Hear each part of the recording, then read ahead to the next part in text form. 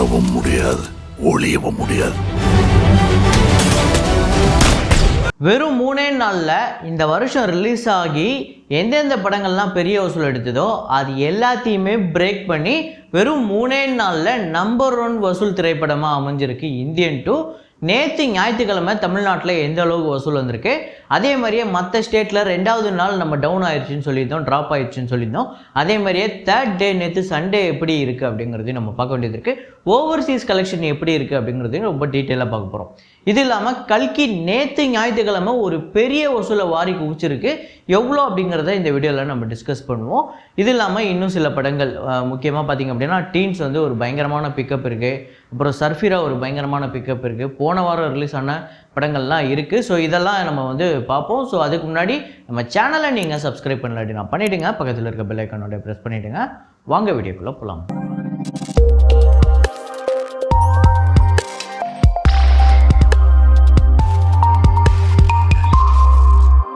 நேற்று வீடியோவில் நான் ஒரு கான்செப்ட் ஆர்ட் ஒன்று வச்சுருந்தேன். அது வந்து அந்த படத்துக்கு ரொம்ப முக்கியமான ஒரு விஷயம், சின்ன விஷயமா இருந்தாலுமே அது ரொம்ப முக்கியமான விஷயம் அப்படிங்கிறத குறிப்பிட்டு சொல்லியிருந்தேன். ஆனால் அந்த கான்செப்ட் ஆர்ட்டை பார்த்துட்டு கரெக்டாக புரிஞ்சு நிறைய பேர் கரெக்டான ஆன்சர் சொல்லியிருக்கீங்க. அது என்ன கான்செப்ட் ஆர்ட், என்ன படம் அப்படிங்கிறத பார்த்துட்டு வாங்க.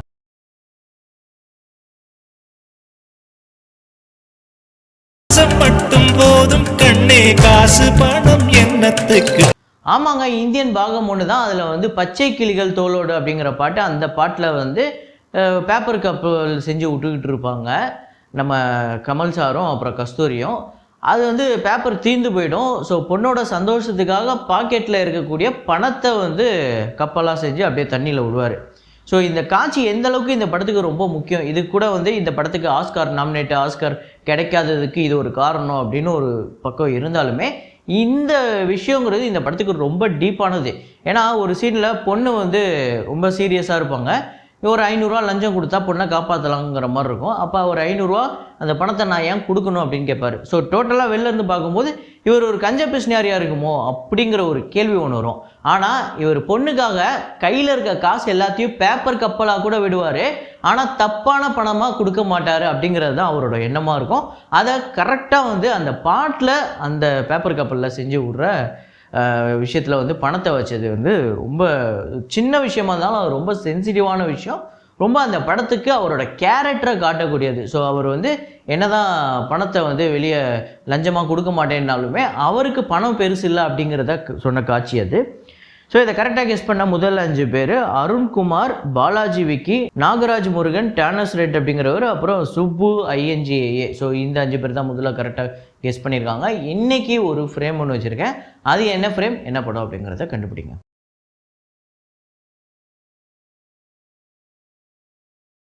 ஸோ நேற்று வீடியோவில் கூட நான் சொல்லியிருந்தேன், என்ன சொல்லியிருந்தேன்னா இந்தியன் 2 திரைப்படத்துக்கு வந்து ஒரு 20 நிமிஷம் வந்து ட்ரிம் பண்ணியிருக்காங்க அப்படின்னு. ஸோ அது இன்னையிலிருந்து தான் ஆக்சுவலாக தியேட்டர்லாம் வந்து அப்படி தான் பண்ணுறாங்க. சென்சாருக்கு போய்ட்டு அது இன்றைக்கி தான் வந்தது. 15 நிமிஷத்தை வந்து கம்மி பண்ணியிருக்காங்க. ஸோ 15 நிமிஷம் ட்ரிப் பண்ணதுக்கப்புறம் இந்த படம் எப்படி இருக்கும், எப்படி பிக்கப் இருக்க போகுது அப்படிங்கிறதெல்லாம் நம்ம வரப்போகிற நாட்களில் பார்ப்போம். ஸோ உங்களுக்கு இந்த படத்தில் ஏதோ லேக் இருக்குது அப்படிங்கிறத நம்ம தொடர்ந்து பேசிகிட்டு இருக்கோம். உங்களுக்கு ஒரு வேளை இந்த படத்தில் இது வந்து ரொம்ப லென்த்தாக இருந்தது, இந்த படத்தோட நான் வந்து ரொம்ப ஃப்ளாவாக பார்க்குறது, ரொம்ப லென்த்தாக இருக்கிறது, ரொம்ப லேகாக இருக்கிறது அப்படின்னு சொல்லிட்டு நீங்கள் குறிப்பிட்டு இந்த சீனை மட்டும் இவங்க சரி பண்ணியிருந்தாங்கன்னா இந்த படம் உண்மையிலே சூப்பராக இருக்கும் அப்படின்னு நீங்கள் நினைக்கிற தனிப்பட்ட முறையில் நினைக்கிற விஷயம் என்ன அப்படிங்கிறத சொல்லிவிடுங்க. இப்போ வசூல்களை போயிடலாம். இன்சைட் அவுட் 2 டே 31 இந்தியாவில் வந்து 60 லட்சம் வந்து வசூல் பண்ணியிருக்கு. World wide $53 million. ஸோ டோட்டலாக 32,76,00,000 இந்தியாவிலையும், வேர்ல்டு வைடு $1.35 பில்லியன். எவ்வளோ பெரிய வசூல் தெரியுமாங்க இது. ஆக்சுவலாக நம்ம ஊர் காசுக்கு கனெக்ட் பண்ணால் 10,000 கோடிக்கு மேலே போகும். ஸோ 1 பில்லியனே 8,300 கோடி கிட்ட வரும். இது சொல்லவா வேணும், அடித்து துவம்சம் பண்ணும். அதாவது எனக்கு தெரிஞ்சு 11,400-500 கோடி அந்த மாதிரி அவ்வளோ வசூல் வந்திருக்கு இந்த படத்துக்கு நம்ம ஊர் காசுக்கு. அப்புறம் டெஸ்பிகேபிள் மீ 4 இந்த படத்தோட டே 10 கலெக்ஷன் இந்தியாவில் வந்து 1,95,00,000, வேர்ல்டு வைடு 149.8 மில்லியன். டோட்டலாக கிட்டத்தட்ட ஒரு 150 மில்லியன் இது மட்டுமே கலெக்ட் பண்ணியிருக்கு. இது மட்டுமே ஒரு பெரிய வசூல் வந்திருக்கு நேற்று மட்டுமே. அப்புறம் இந்தியா முழுக்க 14,91,00,000, வேர்ல்டு வைடு $437.8 மில்லியன். டோட்டலாக வேர்ல்டு வைடு கலெக்ட் பண்ணியிருக்கு. அப்புறம் கில்லு இந்த படத்துக்கு வந்து ஓவர்சீஸ் கலெக்ஷன் அப்டேட் ஆகிருக்கு, பெரிய வசூல் எடுத்திருக்கு. இந்தியா முழுக்க 2 கோடியே 35 லட்சமும் வேர்ல்டு வைடு 5 கோடியே 62 லட்சம் வந்து வசூல் பண்ணியிருக்கு நேற்று. டோட்டலாக இந்தியா முழுக்க 17 கோடியே 18 லட்சமும் வேர்ல்டு வைடு 33 கோடியே 53 லட்சம் வந்து வசூல் பண்ணியிருக்கு. ஓவர்சீஸை பொறுத்தவரையும் அடித்து தம்சம் பண்ணிச்சு. என்னென்னா இந்த படத்துக்கு ஓப்பனிங் சுமாராக தான் இருந்தது. இப்போது இந்த படம் சூப்பராக இருக்குது அப்படிங்கிற வேர்ட் ஆஃப் மவுத்தில் பிக்கப் ஆகி சூப்பராக போய்கிட்டு இருக்கு. ஜாட் அண்ட் ஜூலியட் 3 இந்த படத்தோட டே 8 கலெக்ஷன் இந்தியாவில் வந்து 1 கோடியே 75 லட்சம், வேர்ல்டு வைடு 2 கோடியே 80 லட்சம். ஸோ டோட்டலாக இந்தியா முழுக்க 40 கோடியே 4 லட்சமும் வேர்ல்டு வைடு 90 கோடியே 46 லட்சம் வந்து வசூல் பண்ணியிருக்கு. அப்புறம் சர்ஃபிரா இந்த படத்தோட டே 3 கலெக்ஷன் சூப்பராக பிக்கப் ஆயிருக்கு. இந்தியா முழுக்க 6 கோடியே 15 லட்சம், வேர்ல்டு வைடு 9 கோடியே 65 லட்சம். ஸோ டோட்டலாக 13 கோடியே 78 லட்சம் இந்தியாலையும், வேர்ல்டு வைடு 19 கோடியே 55 லட்சம்.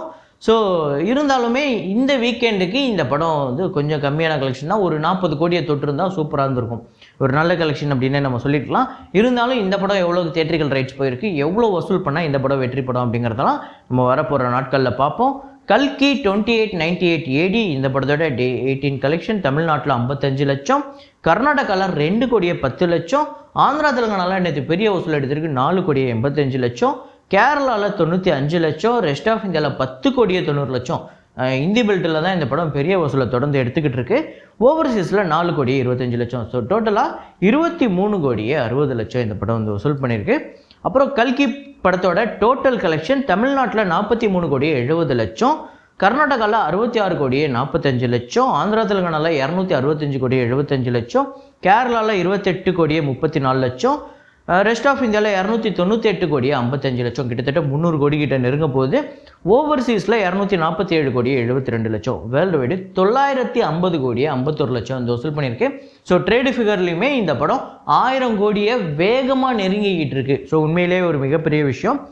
ஸோ கல்கி எனக்கு தெரிஞ்சு கண்டிப்பாக எல்லா இடத்துலையுமே பிரேக் ஈவன் பண்ணிடுச்சு. ஆந்திரா தெலுங்கானாவில் மட்டும் இன்னும் ஒரு 24 கோடி வசூல் பண்ணிச்சு அப்படின்னா இந்த படம் அங்கேயுமே வெற்றி.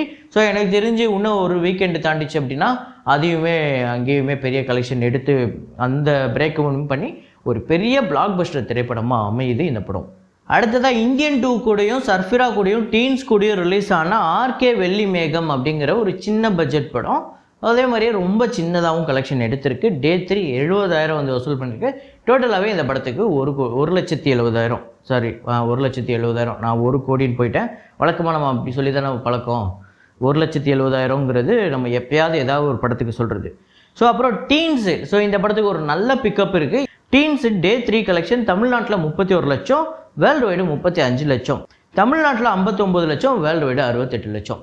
ஸோ 68 லட்சம் அப்படிங்கிறது டே 1 அப்படின்னு பார்த்தீங்கன்னா ஒரு 11 லட்சம் கிட்ட வசூல் பண்ணிச்சு. அதோட டபுளாக வந்து டே 2, இப்போ அதோட கிட்டத்தட்ட ஒரு டபுள் மடங்கு கிட்ட ஒரு டே 3 வந்து கலெக்ட் பண்ணியிருக்கு. நல்ல விஷயம். வேர்ட் ஆஃப் மவுத்தில் பிக்கப் ஆகிருக்கு, அது க்ளீனாக தெரியுது. அப்புறம் இந்தியன் 2 ஓவர்சீஸ் டே 3 கலெக்ஷன் யூஎஸ்ஏல 128K இது வந்து 1 கோடியே 7 லட்சம், கனடாவில் 47.5K 40 லட்சம், யூகேல 36 லட்சம், கல்ஃப் கண்ட்ரீஸில் 92 லட்சம், ஆஸ்திரேலியாவில் 76K ஆஸ்திரேலியன் டாலர்ஸ் இது வந்து 42 லட்சம், மலேசியாவில் நேற்று பெரிய வசூல் எடுத்திருக்கு 850K மலேசியன் ரிங்கிட்ஸ் இது மட்டுமே 1.5 கோடி.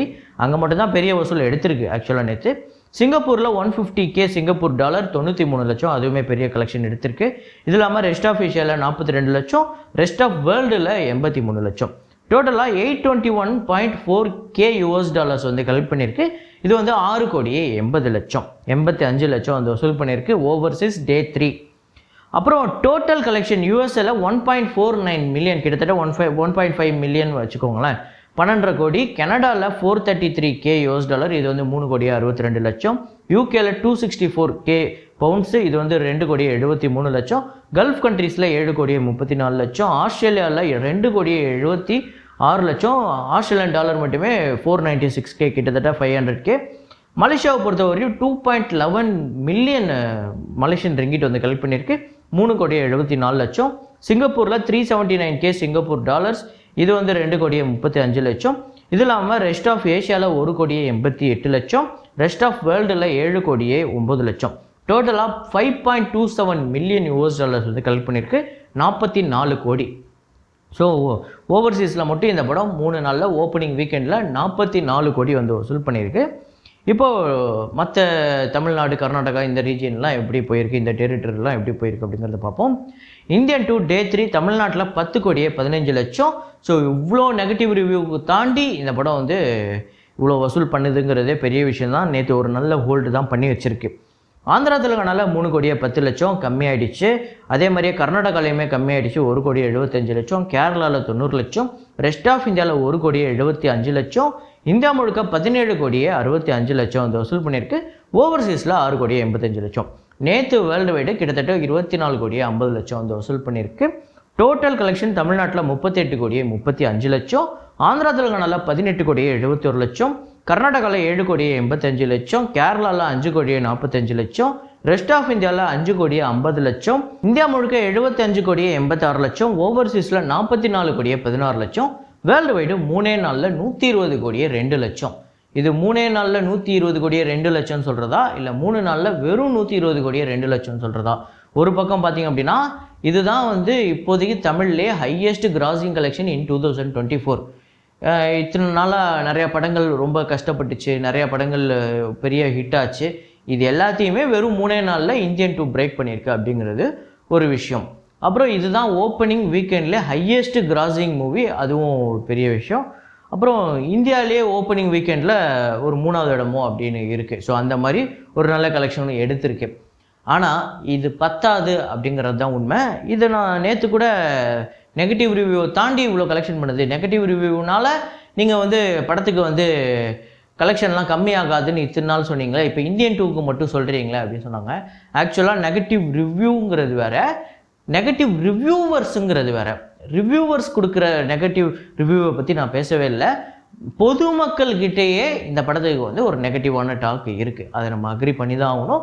ஸோ பொதுமக்கள்கிட்ட நெகட்டிவான டாக் வரும்போது தான் ஒரு படத்துக்கு வசூல் கம்மியாகும். இந்த ரிவ்யூவர்ஸை வந்து ஒரு படத்தை வந்து அடித்து காலி பண்ணி அந்த டைரக்டரை அசிங்கப்படுத்தி அந்த ஹீரோவை அசிங்கப்படுத்தி கேவலப்படுத்துறதுனால ஒரு படத்துக்கு வசூல் கம்மியாகுது அப்படிங்கிறது தான் தொடர்ந்து சொல்கிறோம், இப்போவும் அதான் சொல்கிறோம். ஸோ இந்த படத்தில் மிஸ்டேக் இருக்குது. அதுதான் நான் ஆரம்பத்தில் ஒரு கேள்வியாகவே கேட்டிருந்தேன். இந்த படத்தில் ஏதோ ஒரு லேக் இருக்குது, ஏதோ ஒரு பிரச்சனை இருக்குது, அது என்னன்னு நீங்கள் நினைக்கிறீங்க அப்படிங்கிறத கமெண்ட்டில் போடுங்கன்னு சொல்லியிருந்தேன். ஸோ 120 கோடி டே 1 வந்து கலெக்ட் பண்ணியிருக்கு. ஸோ இன்றைக்கி மண்டேக்கு மேலே இந்த படம் வந்து, அதாவது வீக் டேஸில் இந்த படம் வந்து எப்படி இருக்க போகுது, எவ்வளோ கலெக்ஷன் எடுக்கும், டபுள் டிஜிட்டில் எடுக்குமா, சிங்கிள் டிஜிட்டில் எடுக்குமா, இல்லை 5 கோடிக்கும் கம்மியாக எடுக்குமா அப்படிங்கிறத எல்லாத்தையுமே நாளைக்கு வீடியோவில் ரொம்ப தெளிவாக பார்ப்போம். ஸோ இதே மாதிரி ஒரு வீடியோவில் இதே மாதிரி கலெக்ஷன் ரிப்போர்ட்டில் மீண்டும் நான் உங்களை சந்திக்கிறேன். Signing off Rahman.